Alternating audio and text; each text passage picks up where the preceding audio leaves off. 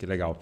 E como é que foi a história do Bibotalk? Porque a gente está agora numa onda, né? Numa febre de podcast, mas você está nisso há 10 anos, né?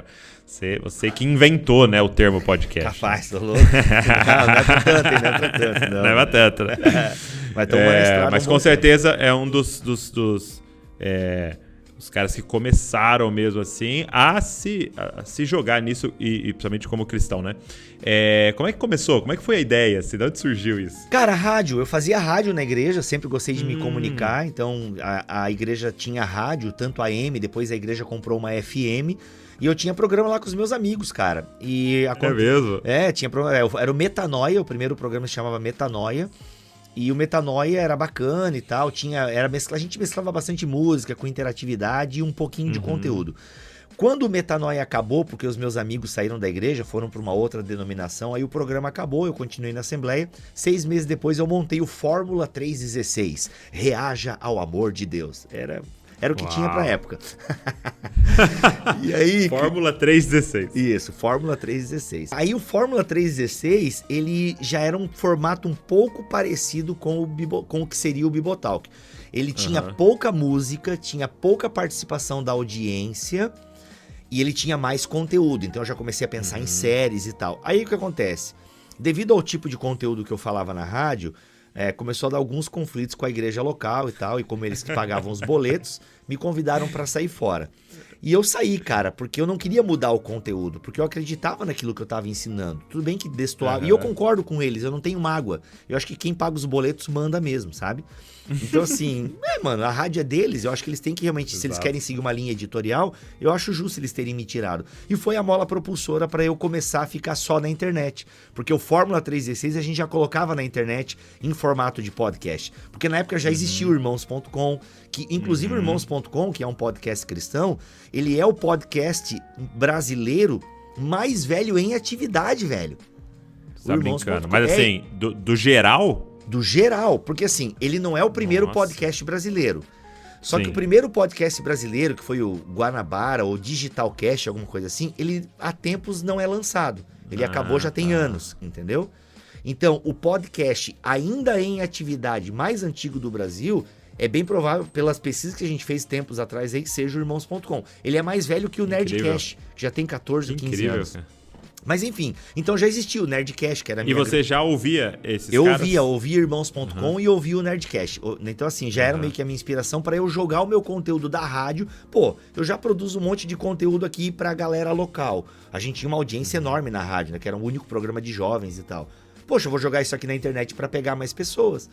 E aí quando me tiraram da rádio, eu continuei com as 70 pessoas que eu tinha, que era a minha audiência no podcast. Era a sua audiência online? Online. A minha audiência online era 70, 65 Mas como é que era pessoas. O contato com elas, com essas 70 pessoas? Cara, a gente tinha um portal, formulados.com, era um site onde a gente botava os programas, textos, memes, na época já tinha muito meme e tal também na época.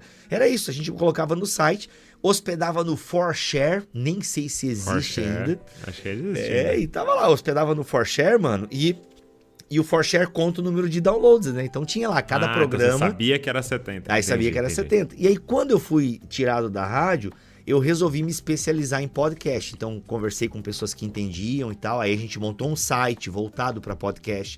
Criei o Bibotalk, criei a logo e tal. E aí daí já não era mais hospedar no 4Share. Aí a gente fez uma hospedagem, né, com feed para sair, né, nos agregadores de podcast e tal. E aí a gente foi desbravando esse mundo aí na tecnologia, na gravação.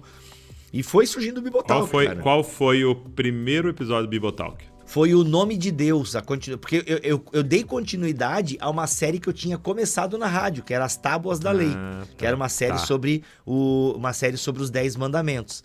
E dei continuidade, cara, foi sobre o Nome de Deus, era o 3º episódio, se eu não me engano, da série. E dei continuidade, depois eu emendei com Gigantes, falando sobre heróis da fé, depois veio Plenitude dos Tempos, falando de escatologia, e aí o Bibotalk foi nascendo, foi se desenvolvendo, aí foi entrando as pessoas, né, que ajudaram pra caramba, e aí a gente foi convidando pessoas de fora, aí teve o Nicodemos, né, que foi a primeira grande personalidade que a gente entrevistou, e legal. Foi um boom, cara, porque a gente não era, tipo assim, a gente era bem pequeno, cara. E o Nicodemos gravou com a gente, divulgou, velho. Aquilo deu um plus, assim, enorme. E 10 anos estamos na estrada aí. A gente ainda faz o formato, a gente ainda faz um formato old school, por assim dizer, né? A minha boina tá torta. Ô, galera, perdoe-me, você que tem toque e está vendo esse podcast, a minha boina tá torta. Lide com isso, tá bom? Desculpa. Porque eu nunca sei, cara, um vesgo nunca consegue arrumar direito. Nunca consegue. É muito difícil centralizar as coisas quando você é estrábico, é horrível. Estacionar carro, então, é uma tarefa impossível. Mas então, a gente faz o podcast no estilo ainda old school, entendeu, Douglas? Que é mais o áudio e tal. Às vezes algumas pessoas comentam assim lá, pô, vim aqui esperando ver imagem e tal, não tem imagem, que a gente ainda faz o podcast mais old school e tal. De vez em quando eu faço algumas lives, eu filmo até a gravação, mas o nosso podcast é só áudio mesmo, que é o old school e tal. É isso aí, mas isso é de propósito, assim, de manter uma parada assim, ou é mais por questões de processos aí mesmo? Processos, cara, porque, por exemplo, né, eu moro em Joinville, Santa Catarina. Eu tenho poucas pessoas para gravar aqui na minha cidade, entendeu? Sim. Então, e eu não moro em São Paulo ao ponto das, né, tipo, você mora mais perto, né? Bragança, tá perto, Bragança, tá perto, você tá perto do hub do Brasil, né, mano?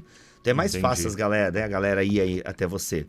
Agora, pô, a pessoa vir para Joinville é zoado, né? Então, eu ficaria muito refém, né, de convidados e tal. Poderia fazer online, como eu faço aqui? Poderia, mas tu deve estar passando uns perrengues, porque às vezes o cara também não tem estrutura adequada e tal. Então eu mantenho o formato mais old school mesmo, que daí eu gravo com gente de tudo quanto é lugar do Brasil, do mundo, sabe? Com pessoas que têm pouca... Por exemplo, ontem eu gravei um podcast com um cara monstro. Mano, o cara simplesmente traduziu as Confissões de Agostinho direto do latim.